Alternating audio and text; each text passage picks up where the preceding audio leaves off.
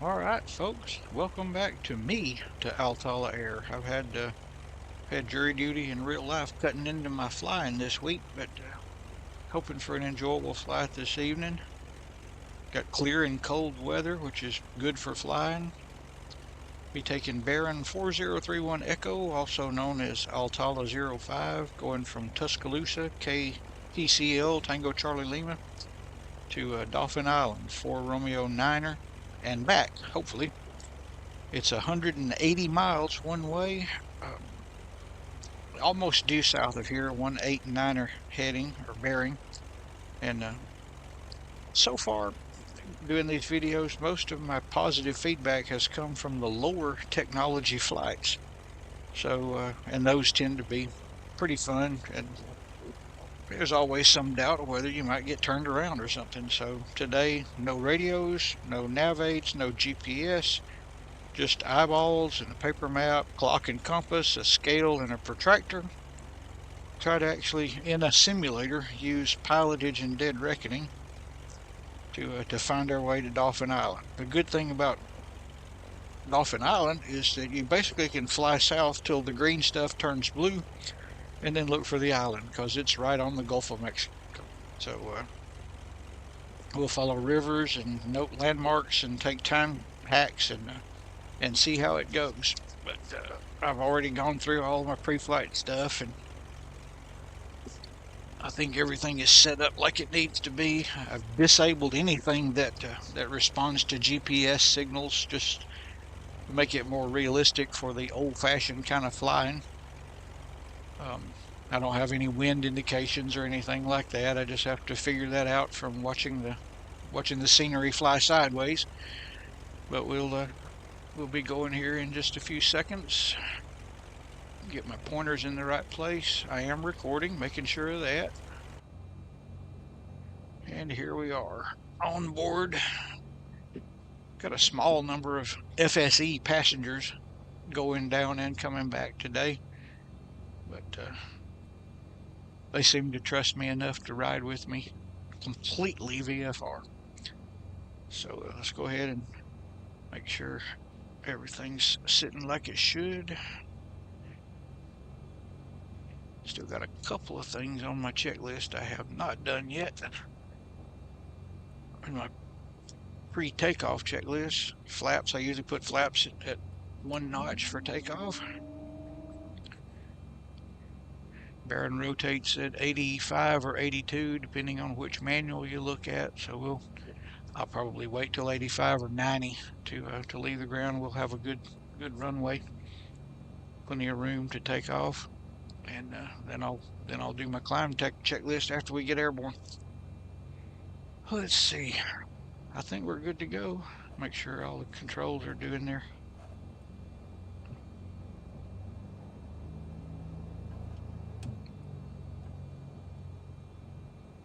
there we go.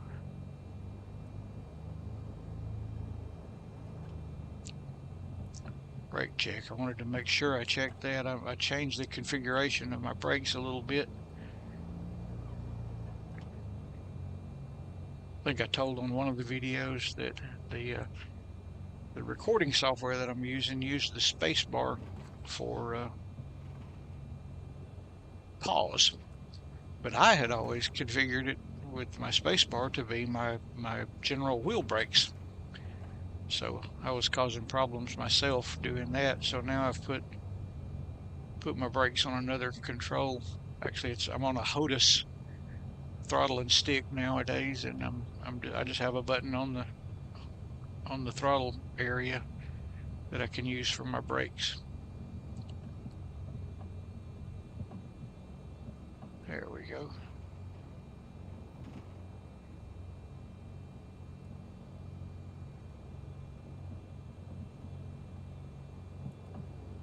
Don't see anything that way, don't see anything that way, don't see anything that way. Just for general information, we are taking off on runway 112 at Tuscaloosa. It's not the long runway at Tuscaloosa, but it's plenty good enough for our takeoff. Over 3,000 feet.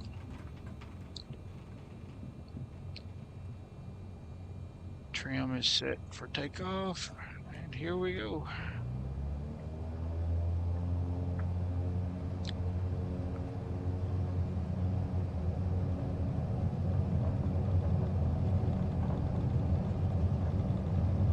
$70, $80, $90, let's go flying. Ooh. Gear up.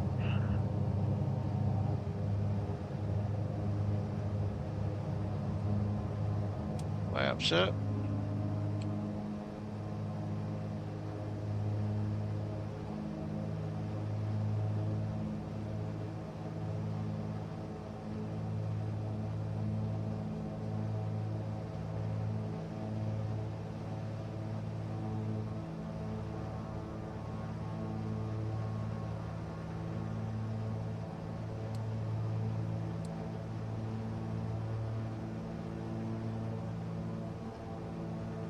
Cut it back to about 25 inches of manifold pressure.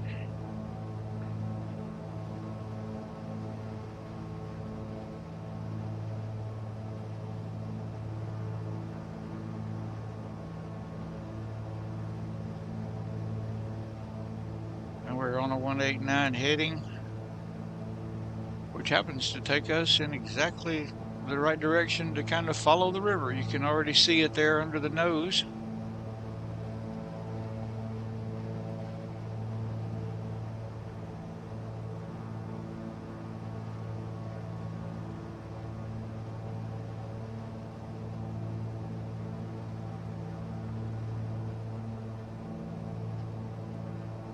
I'm going to climb to 2,500 feet and stay there so I can see the details on the ground pretty well.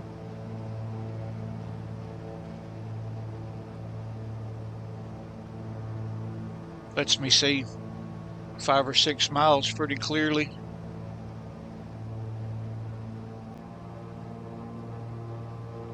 And then I have to reach a decision point. The river turns off to the west, but I know the winds are not too bad. I know if I'll stay on this 189, 190 heading, it'll put me in areas that I recognize down around Mobile. And we're getting into that area of the state where we just have miles and miles of catfish farms that look about the same from the air. So you just have to fly on faith and keep heading south.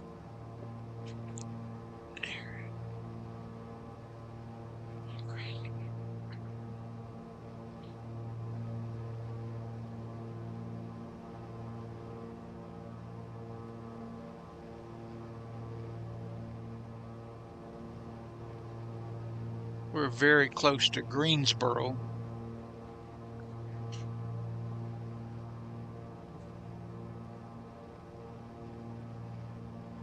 Made semi-famous by the alternate name Greenbow once upon a time in a movie.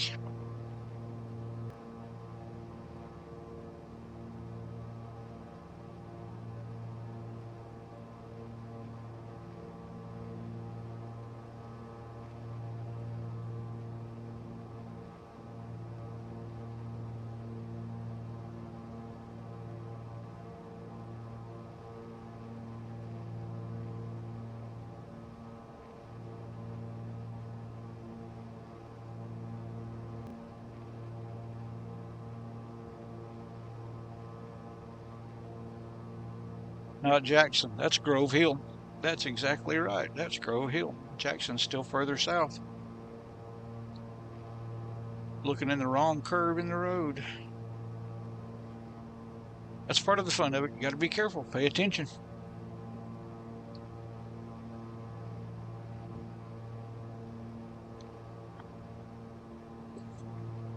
Jackson is on the river, closer to the river than that.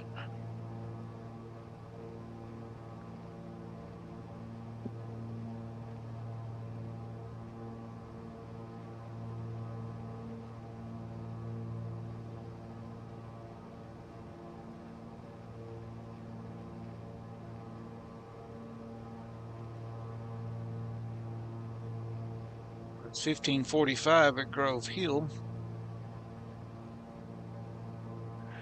And then I should, looks like from Grove Hill to Jackson is about 200, so I need to be turned a little bit.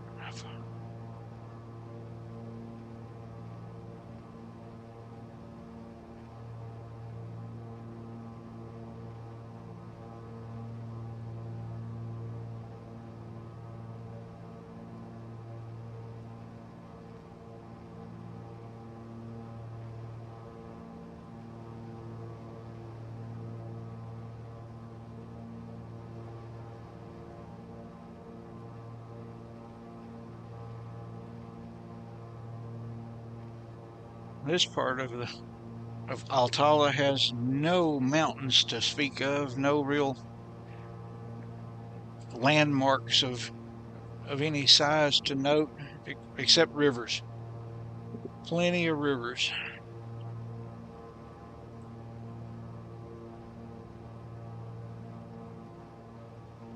And I hope to encounter one of those in the next few minutes.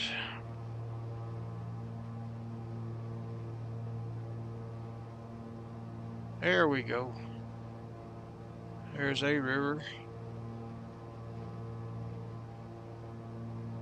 And given it was only 3 or 4 minutes ago we were at Grove Hill, this has got to be Jackson. I hope it's Jackson.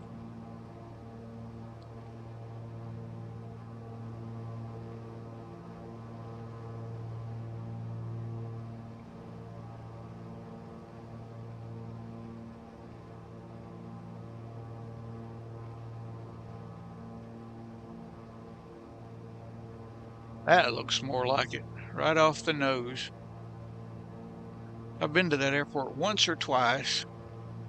I know it's right close to the Jackson Bridge over the river.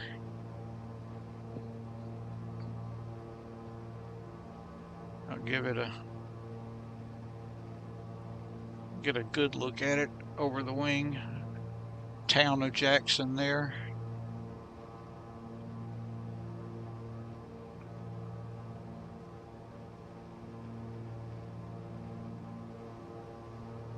There we go. That's what the Jackson Airport looks like.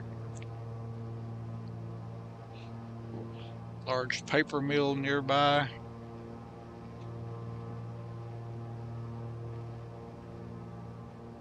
Could probably smell it at 2,500 feet if this was a little more realistic.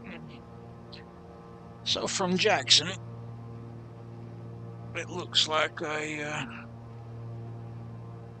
it's still about a 190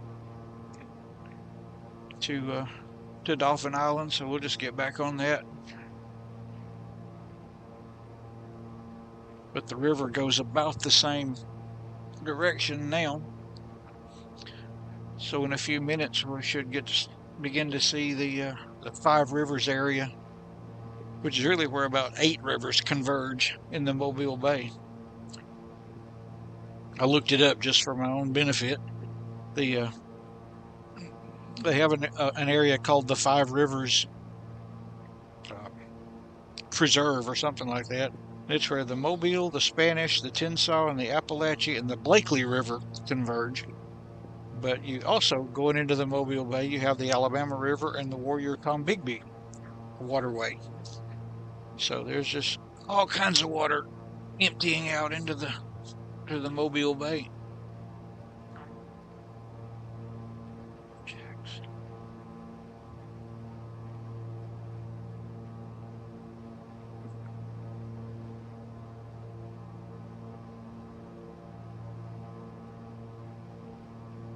From Jackson to Dauphin Island looks like about 75 miles.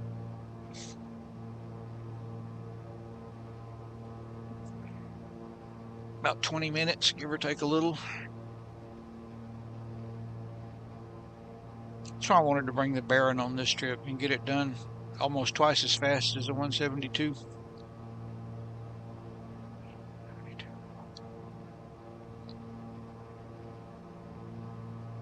Right now, just for General information, I'm cruising at 24 inches manifold pressure, 2300 RPM, give or take. And we're doing 14 plus 14, 28 gallons per hour fuel consumption. I had 119 gallons on board because in the FSE system, that's all I can carry with a full load of passengers. That's just my standard fuel load. Plane will carry up to 142 gallons, but 119 is plenty to go to Mobile and back 2 or 3 times.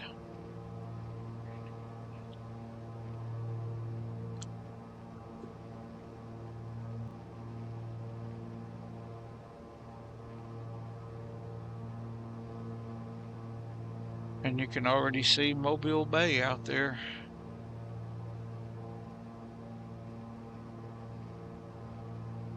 City of Mobile right in front of us.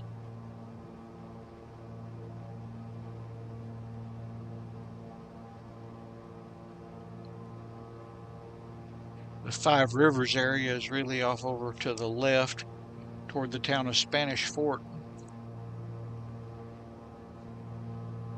And then in the downtown area of Mobile, you got the Warrior Tombigbee waterway emptying out. This is where all the heavy industry is at on Blakely Island.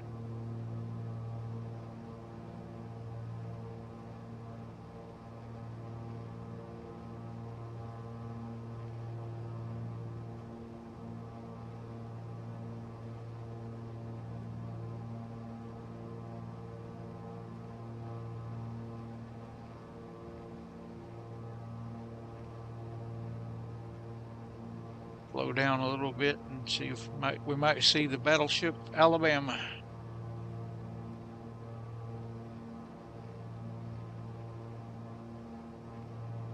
I think I'll go ahead and start easing. Well, I'll go ahead and get across the town. Yep, there's the battleship right there. I-10 bridge headed out to Spanish Fort and then into Florida. Causeway. It's not even really a bridge. There's several bridges. This is the old Brooklyn Air Force Base. Airbus Manufacturing Center now.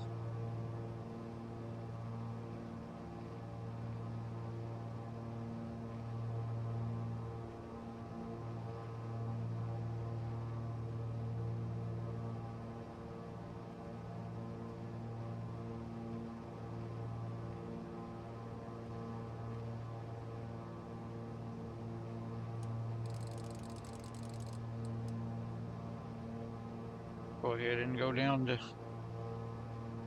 1,000 feet. Take our time getting down.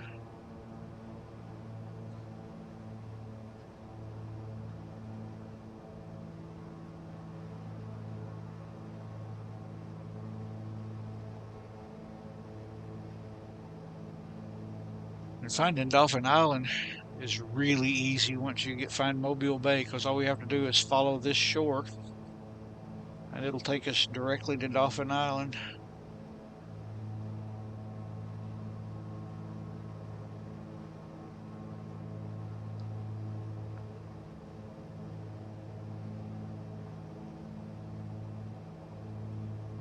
At old Brooklyn Air Force Base, it's just the Mobile Downtown Airport now by most names. On the map, it's still identified as BFM, Brooklyn Field.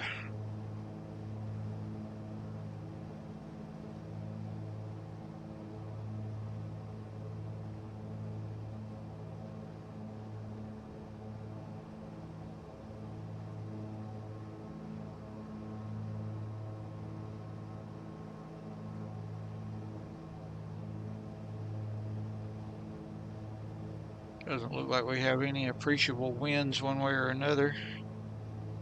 So I'm going to go ahead and set up to land on runway 12 straight in.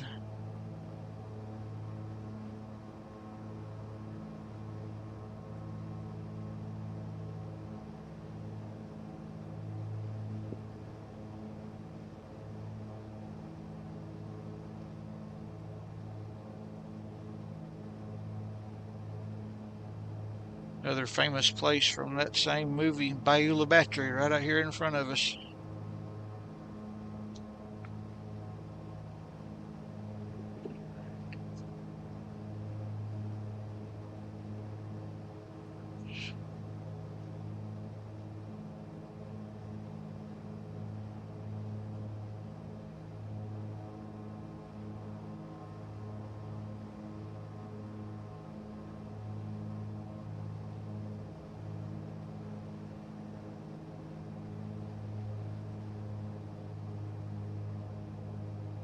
You may notice something about the way this bearing responds to the throttle.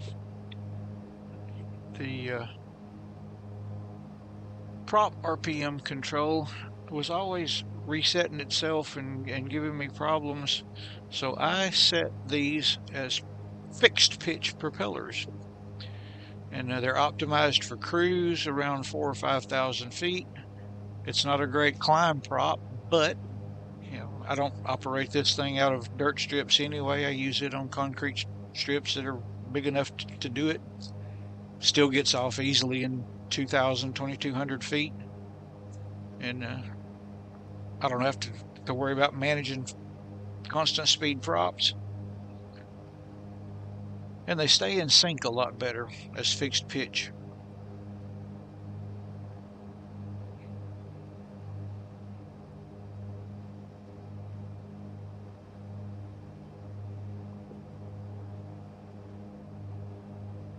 We're going to go right out to the south end of that little skinny island and then turn to about a 120 heading, and the runway ought to be in front of us.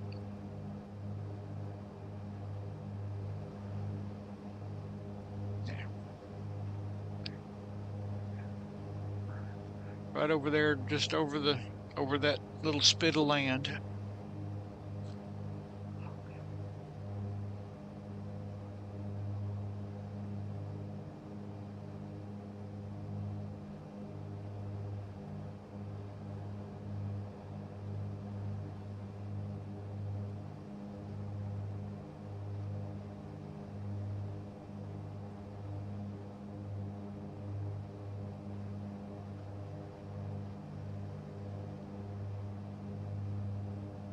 That's Dauphin Island already in front of us. It's a long, skinny strip of sand for the most part.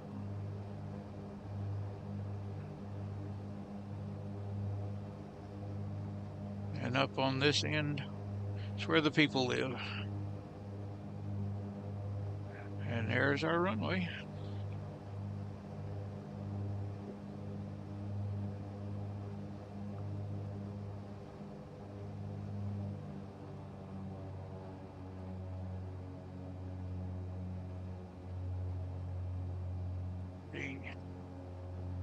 Flaps 1 on the bearing at 150 knots, and there we go. And gear down is also good at 150.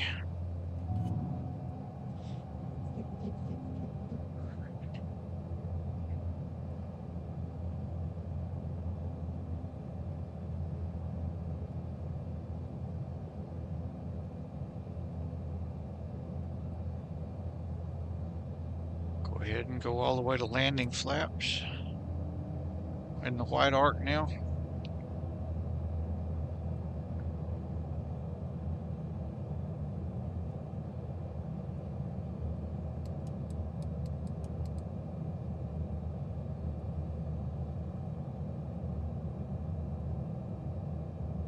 One thing I have learned about the bearing, you do not get too slow on approach. It'll throw a fit at 75 knots.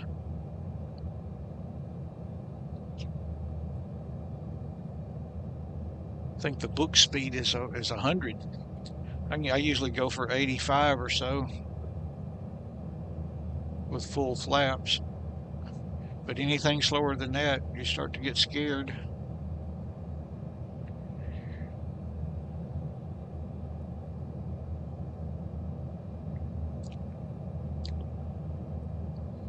And I got these numbers not from real world books, but from flight testing in FSE or in FS with the angle of attack, and you can come up with a simulated VREF that's usually different from the real world, but not too awful much. I'm getting pretty low to be as far away as we are. Give it some more gas.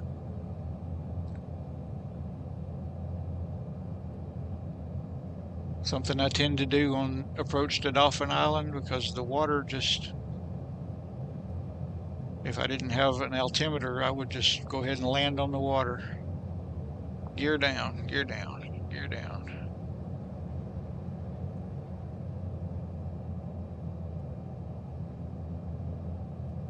Dauphin Island's long enough. I can approach at 90 and still be fine to slow down.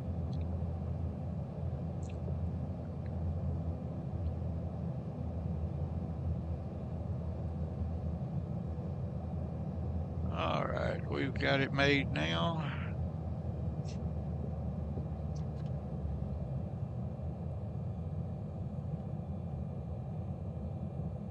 Woo.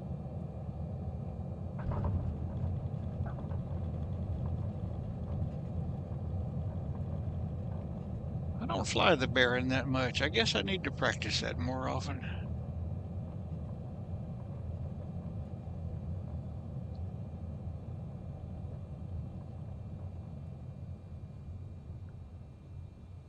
And here we are. Go in and park. Close the flight plan with FSE. Collect our $32 or whatever it is.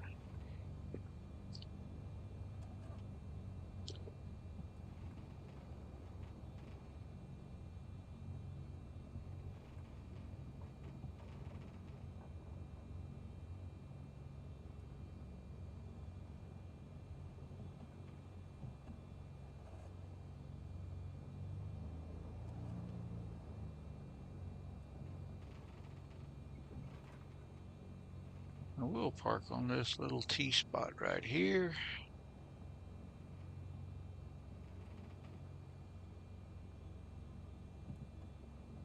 And call it done. I'll shut everything down, but thanks for flying with us. We'll talk to you later.